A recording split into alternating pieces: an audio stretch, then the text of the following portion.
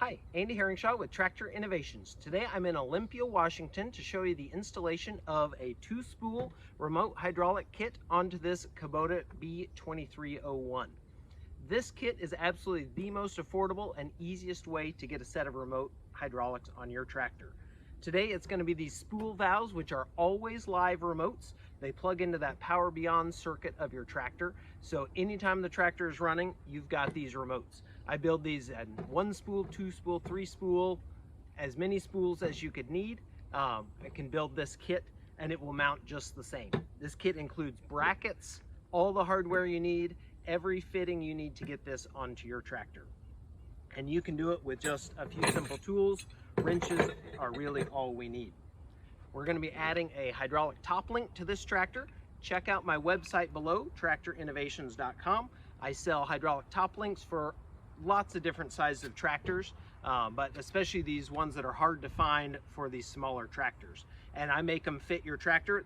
These tractors have a really narrow base, so I shave those down for you to get them going. Today I'm doing this work on the Jar farm. This is a nonprofit regenerative farm that works with veterans organizations and is growing beautiful flowers, a lot of great food, and just doing great things in their community.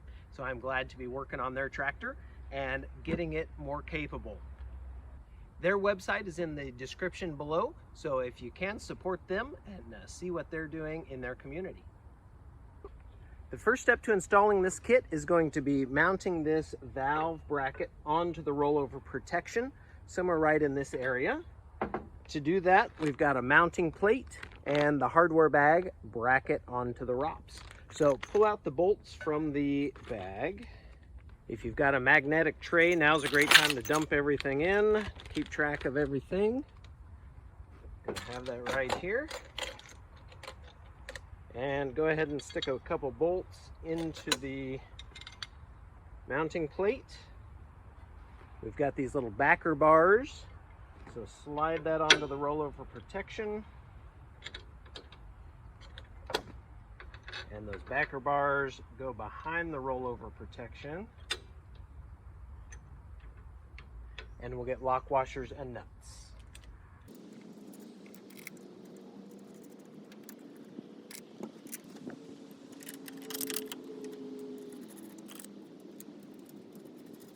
Go ahead and leave those loose for now so we can adjust the angle and up and down. Just get those finger tight so that at least it kind of stays in position. Now you can take your bracket that will hold the spool valve, set that onto the plate on the outside. We'll take U-bolts and slide those through the slot. And those get lock washers and nuts as well.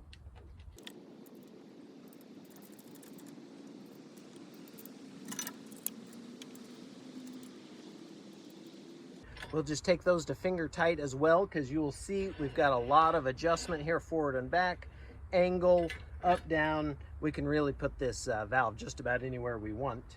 And you've got the option to put your control sticks up or forward, and so you can really adjust this around to where it's comfortable for you. So just get these finger tight, and then we'll set the valve onto the bracket, and then we'll tighten up for final positioning.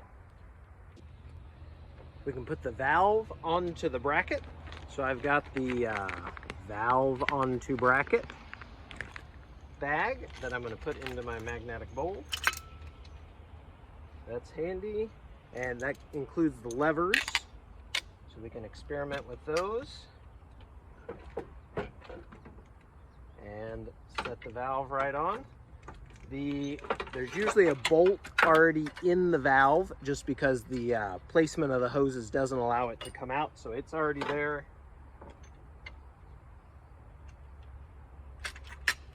Add one bolt from the bag, and then lock washers and nuts.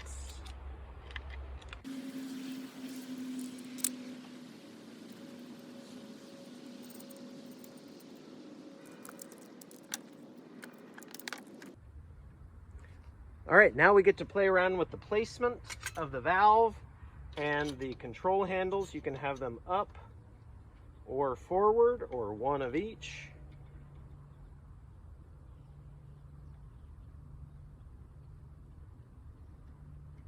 There we go. And I'm going to hop into the driver's seat and just feel around. I'm also going to move the loader lever and just make sure I like how my arms are going to be operating this when it's in use. Before we tighten up this bracket, I'm going to play around with the placement of the levers and just make sure that I like where it's at. So I've got a loader lever here that I want to be able to move around without my elbows hitting things. And you've got the option, you could put these control sticks up if you like. You could set this lower and kind of use it as an armrest, control those forward and back. Now during the summer, when the engine is warm, everything's heated up, this is going to be a little warm right on top. Plenty of people put a towel here or something. You got a nice armrest and can control it forward and back. But I'll show you my favorite arrangement, especially a tractor with an armrest like this. Got your control sticks forward. I got my elbow on the armrest, and I can just control those with one hand, up, down, thumb, forefinger, as you like. You can also tilt it out a little bit, give yourself a little more room, and I can be watching back, controlling things like that. So that's how we're going to install it on this tractor, and you have a lot of variability. It can sit way back if you're not using it very much. You want it out of the way, and these are just 5/16 bolts. You can do anything you want to do with this control. So let's set it right there. I've still got plenty of room to control all of this. I like that arrangement. With the valve where I want it, I can tighten up everything about this bracket, and moving things around, a few of the bolts got a little crooked, so I'm just going to straighten those up. I'm going to tighten these U-bolts evenly so it looks nice and even. Take your time here. You can get a really professional looking install. You'll want a 1/2-inch backer wrench as you get these tight.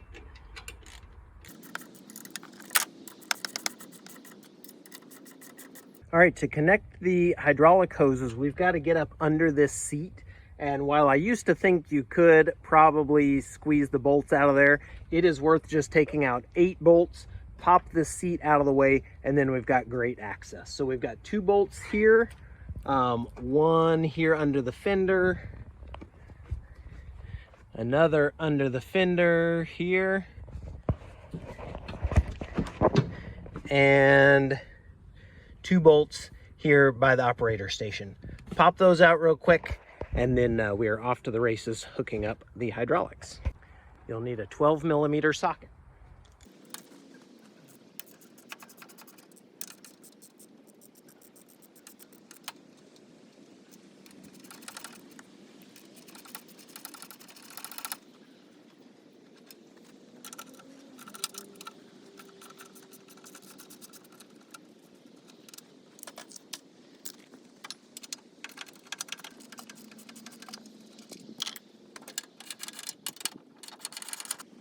All we need to do is get this to tilt forward a bit. I did say 8 bolts, and it's true, there's 8. 2 more right under here.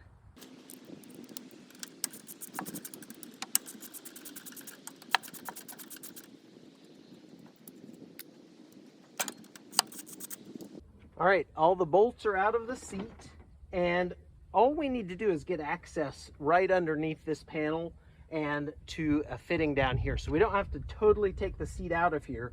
So we don't need to undo the seat safety switch, wiring, anything, but it is a little tight. So you'll see these plastic clips right in here. We'll need to just loosen a couple of those. A pair of pliers clipping on the back of these keepers will loosen them up, and then the seat can just fold out of the way.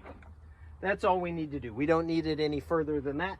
And you can see those keepers would be trying to hold the wire up there. So just a little bit of flexibility. Now we're ready to connect the hydraulics. All right, we are under the seat, and we're going to take a look at this hose right here. This returns fluid from the loader valve over here back into the transmission. And this carries full pressure, full flow. This is our Power Beyond pipe. So with a 7/8 inch wrench, we're going to remove this end of the pipe. The other end is bigger than any wrench I have, so I'm going to use an adjustable wrench to disconnect it.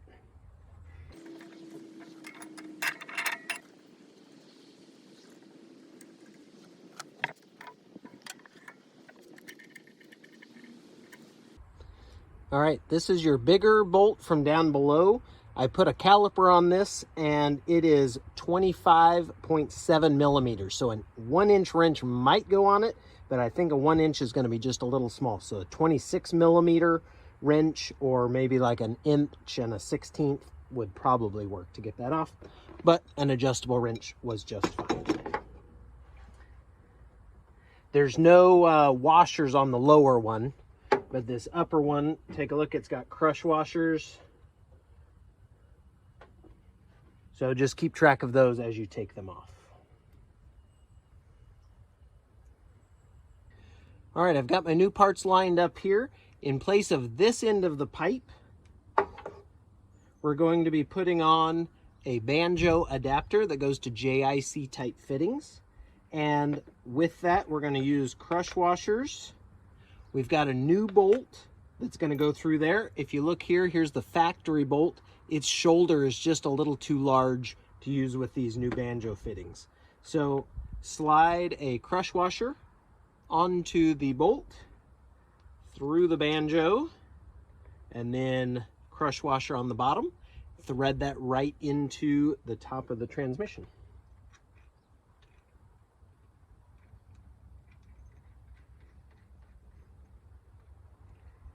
And we can pretty much point this straight out to the side, and we'll be putting a JIC threaded fitting right onto there.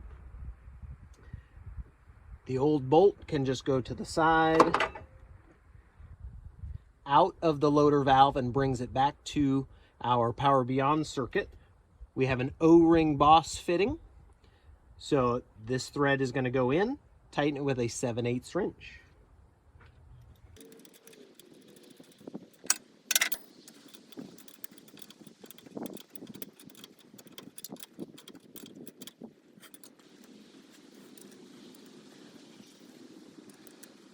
These crush washers do need to be pretty tight, and we will fire this up and take a look at it before we tighten the seat back down, just in case we need to tighten it up a little more. That would be a pretty smart thing to do. To connect the pressure line into the spool valve, on the outside port here you can see the letter P, and I leave this hose loose on the valve so that you can twist it and get the fitting exactly right.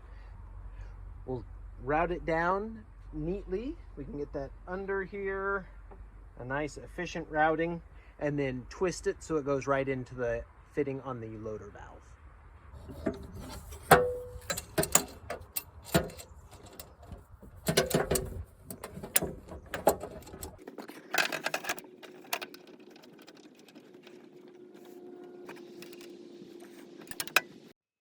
Connect the hose from the T port on the spool valve directly to the fitting you installed on the transmission.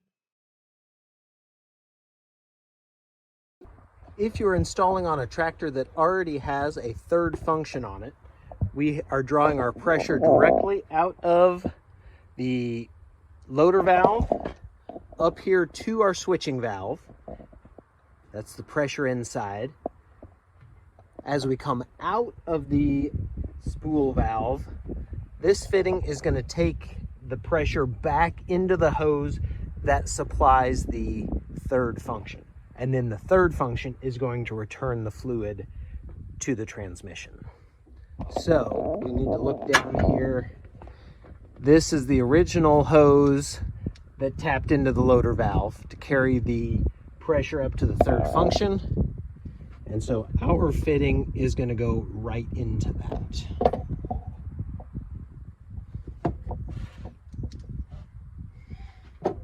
For the final step of this installation, we need to mount these T-brackets, and I have my final bag, the remote coupler bracket.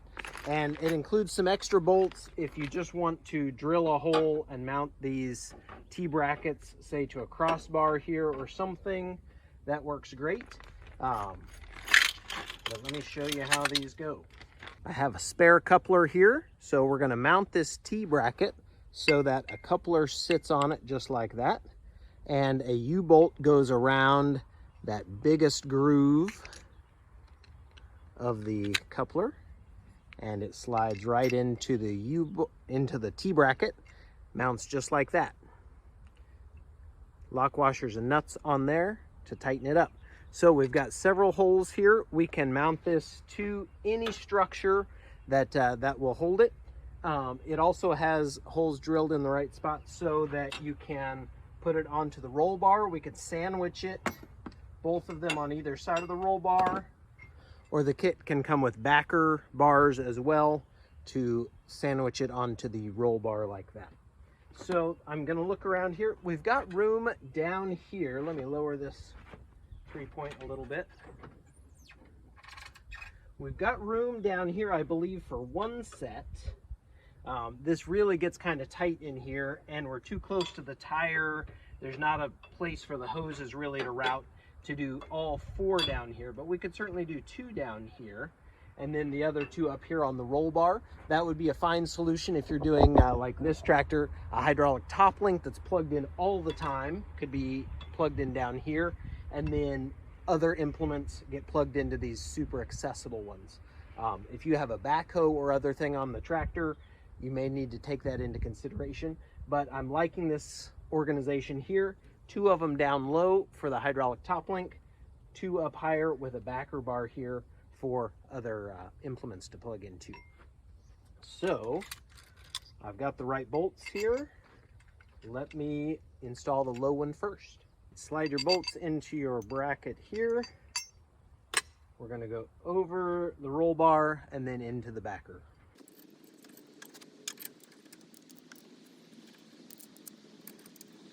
A 1/2-inch wrench and backer will tighten those up.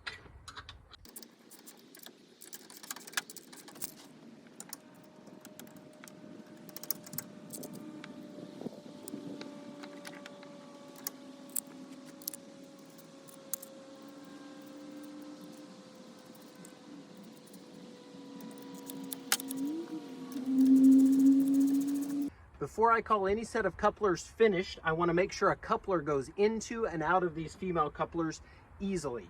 A couple things, we are securing the outer sleeve here, so if you've over tightened it, you could have extra friction. This should spring really easily in and out. If you've got anything touching these hoses on the inside, this whole part does have to spring in and out about 3/8 of an inch. So if you've got something rubbing there, that could prevent it working as well. So let's just test it. The male coupler fittings are included in the kit. Here I've got one installed on this hydraulic top link on a hose already. So I should be able to just shove in to connect, just like that, and pull to disconnect. Push in to connect, pull to disconnect. Should be that easy. If there's friction in there, check that you haven't over tightened this or have interference in the front. That looks good. Let's move on to the second set of couplers.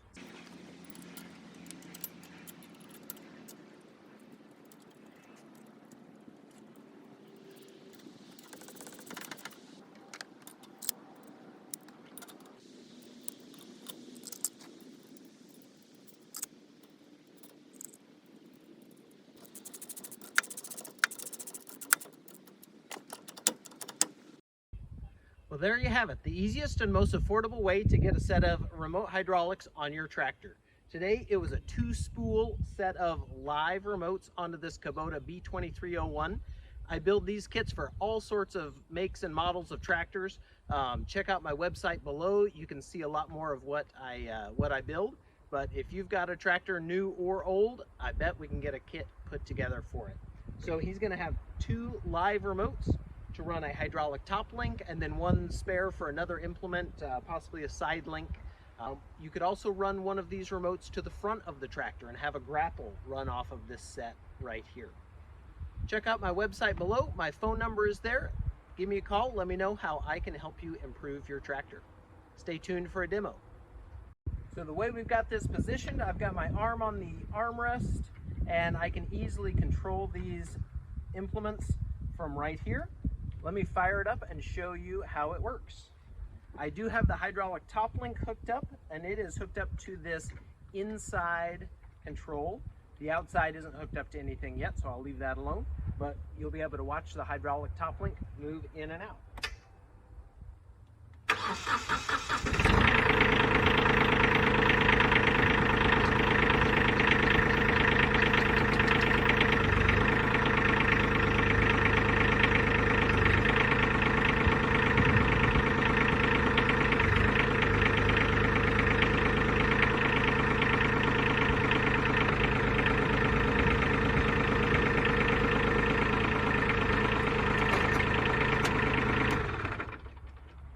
With this kit, there's no diverter, no giving up any function. Everything can work at the same time. Thanks for watching. Don't forget to put your seat bolts back in.